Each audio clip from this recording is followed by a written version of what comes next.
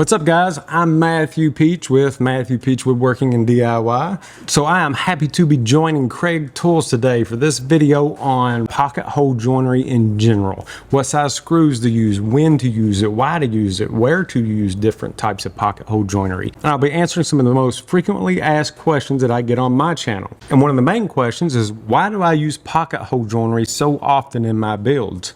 Well, there's a lot of different reasons. The strength of the joint, the durability, the ease of use, and the biggest thing for me is hiding the fastener, so hiding the screw itself.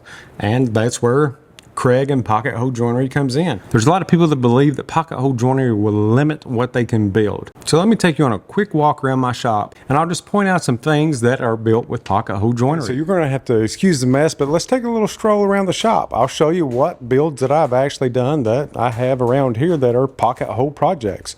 To start with, right here where we're sitting. Each one of these crazy builds that I do, in some aspect, are built with pocket hole joinery. And there are some oddities there. This is a project that I'm working on for one of my next videos. We have our floating shelf with hidden compartment, pocket holes. Another birdhouse. This one is actually prototype. As soon as you come in, this is my coat rack where I store my masks, my hearing protection, things like that. And it's also hidden compartment. Hidden compartment. Can't see what's inside. And those are just a few examples.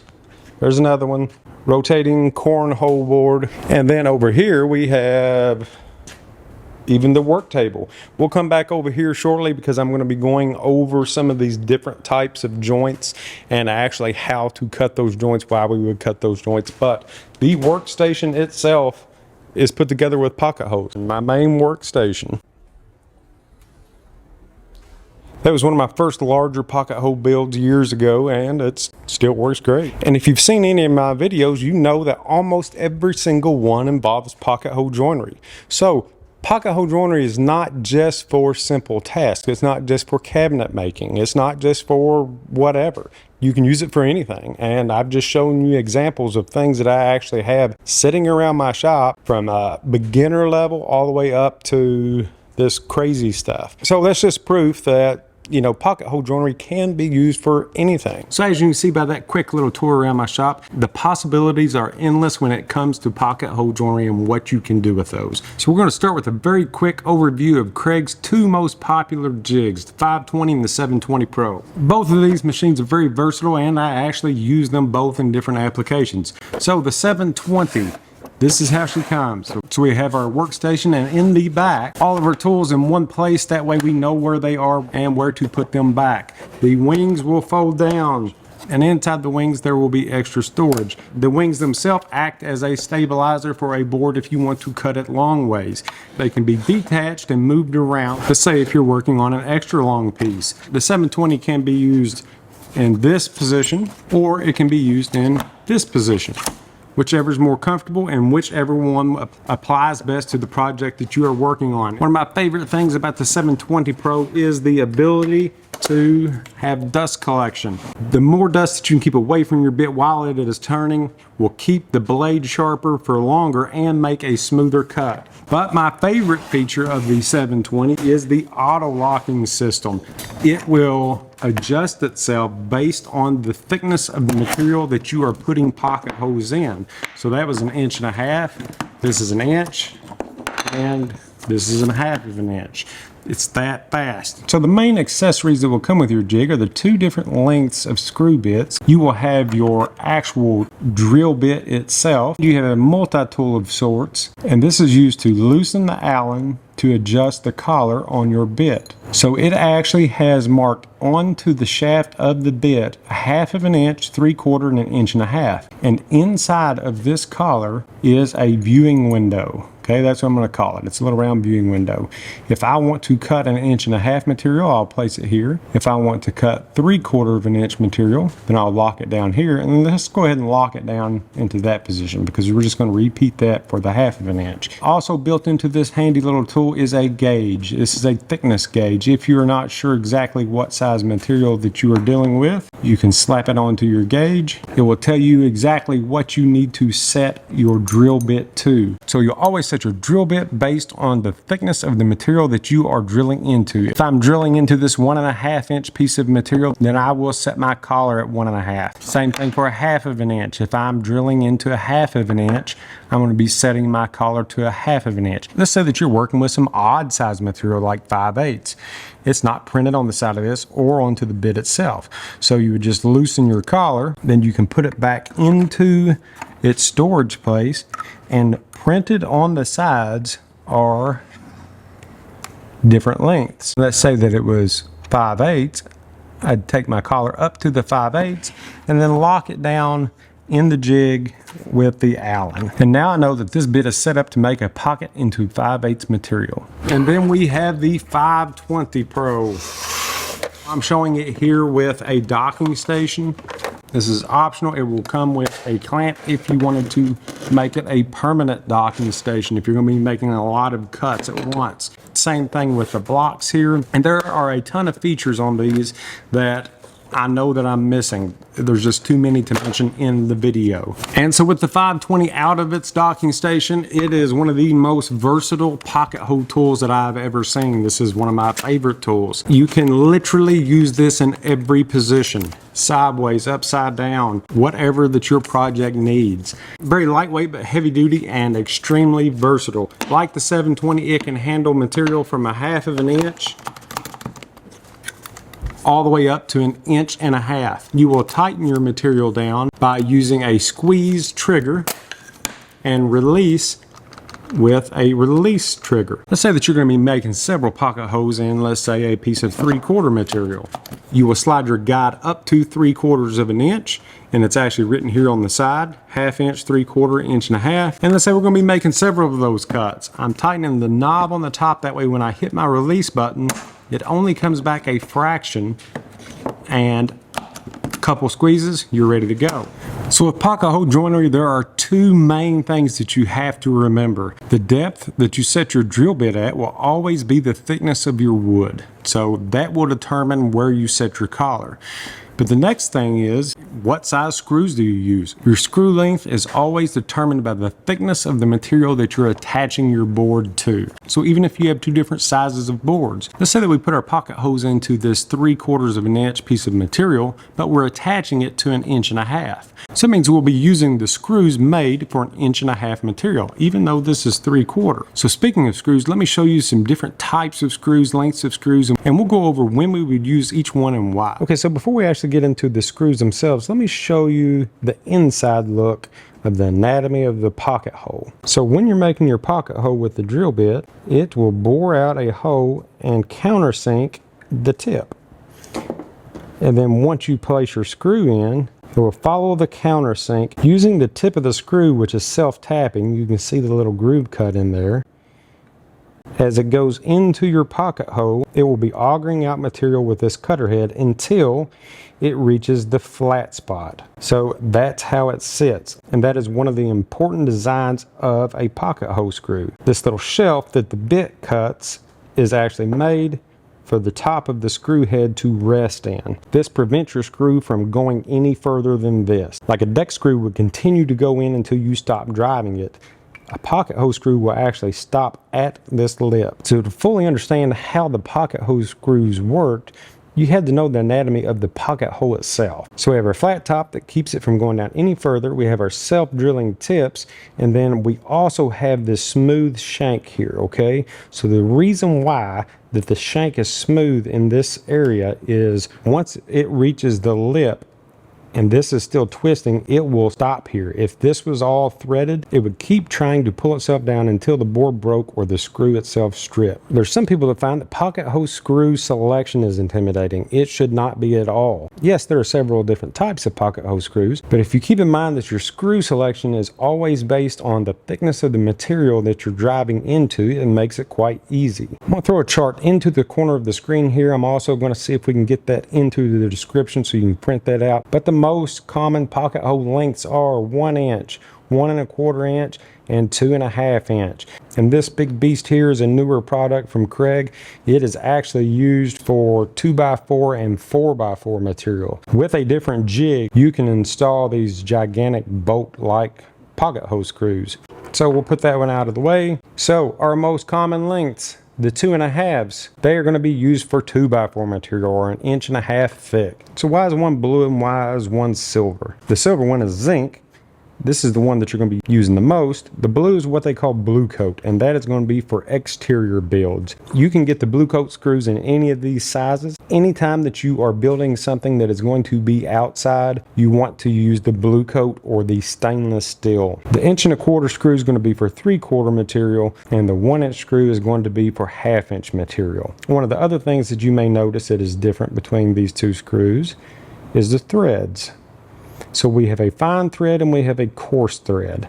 So the coarse thread, which is what you'll probably be using the most on any of these lengths, are going to be for your softer wood. So it's going to be like for your pine, your fir, poplar, things like that. Any type of plywood or MDF will also be using the coarse thread. Your fine thread screws, these are for your hardwoods, okay? So these are less aggressive. So hardwoods are more fibrous, like oak, maple, cherry. They're more dense. The coarse threads may split that material, whereas your fine threads are a lot easier on the wood fibers, displace them less, and will ensure that you do not split your wood. And the only other real difference in screws are going to be your pan head versus your flat head. Do you notice how much smaller around the pan head is? You will see the pan heads used most often in the 1 inch length, and the reason why is because this is the size that you would use anytime that you're combining 1/2 inch plywood. And if you ever have any questions about screw selection, I'm going to throw a link into the description connecting you to this site. Super cool site that Kreg set up. You just answer a couple of questions and it will tell you exactly which one of these screws that you need for your project. Okay, I'm going to go ahead and drill some holes using the 720. And so I'm using 3/4 inch material. So I have my bit set up at 3/4 inch. With the auto locking system, I do not have to worry about setting the depth. It will set itself. That may get a little loud because I am going to be using the dust collection attachment, and it can actually go in either side of the jig. Another question that I get a lot is how far apart should the spacing be? Personally, I like to space 1 inch in on each side and then 6 inch spacing in between.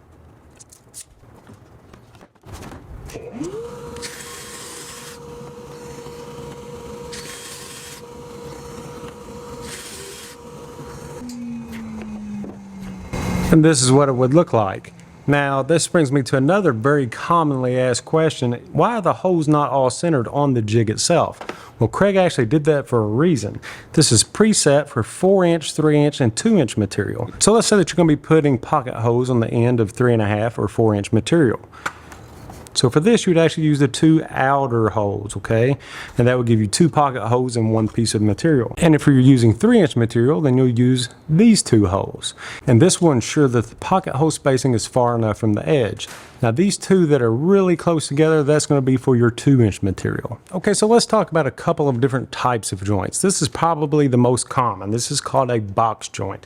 I've left the front off as well as the top just so you can see what's going on in here. So this is the same material that we just cut. So it's 3/4 inch thick, meaning that I'm going to be using 1 1/4 inch screw. Let's say it's an indoor project, it's a cabinet. So I'll just be using the zinc screws. Now, one of the biggest mistakes that I see people do with pocket hole joinery is that it is very tempting just to use an impact driver to install these screws, okay? The issue with that is with impact driver, you cannot set the torque. It is made to just drive. The problem with that is that you will actually strip the wood as it goes in because this lip is preventing it from going down any further.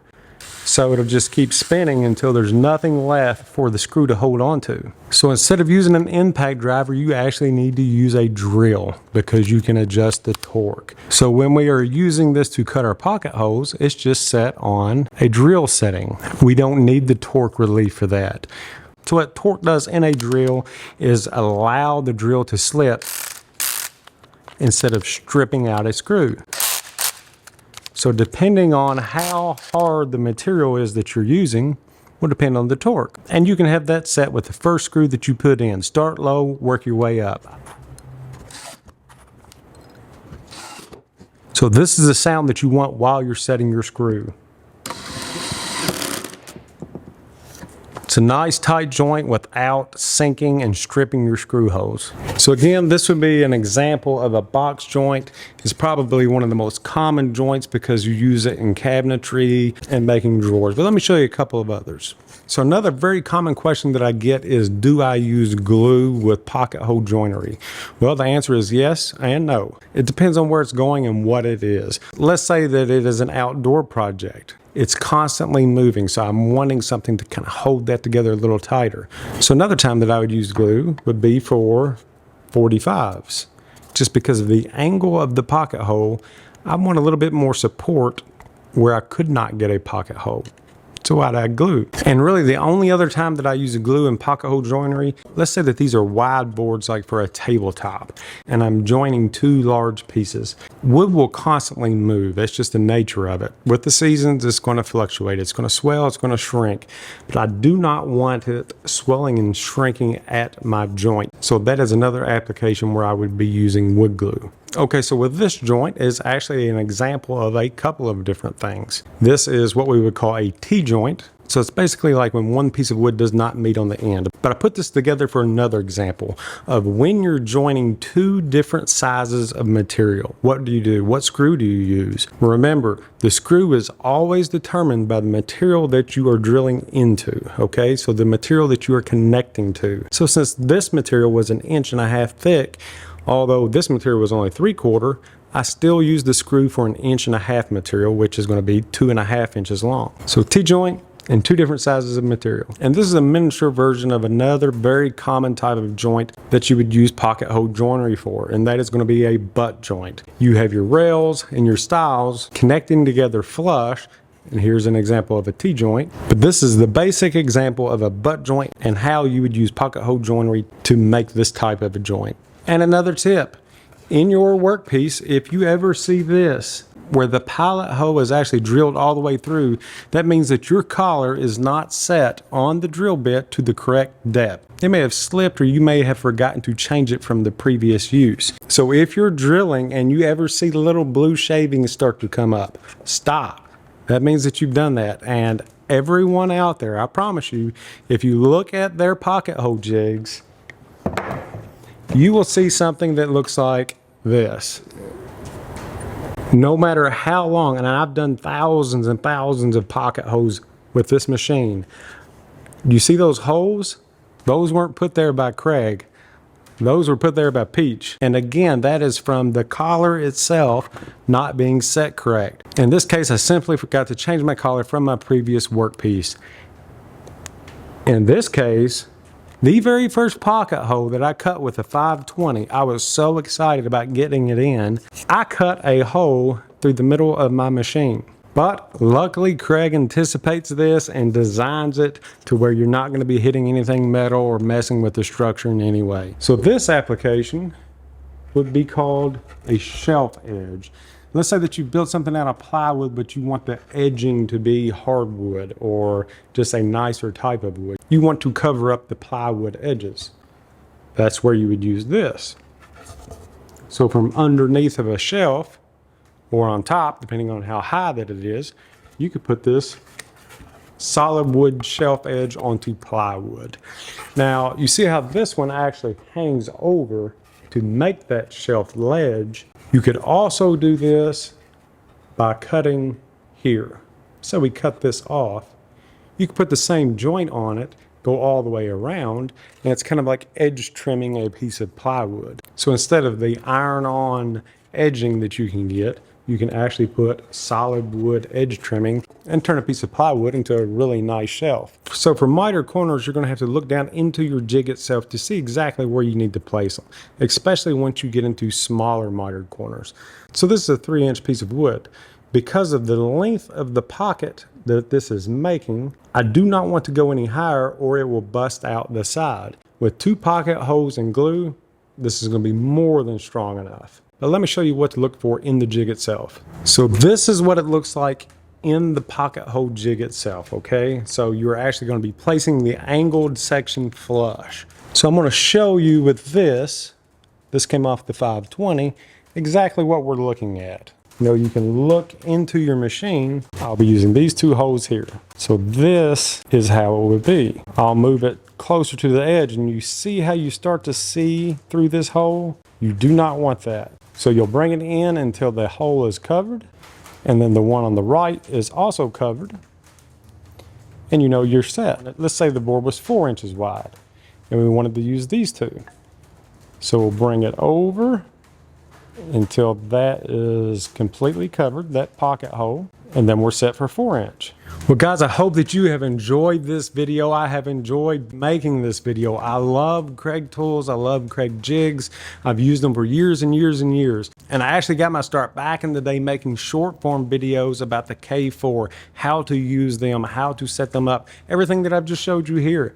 So I hope that you were able to take something away from this video. There's a ton of other things that you can learn as you go, but these are the main points for pocket hole joinery. So thank you guys so much for watching, and thank you to Kreg for making such awesome products and letting me be a part of the Kreg family. Till next time guys, see ya.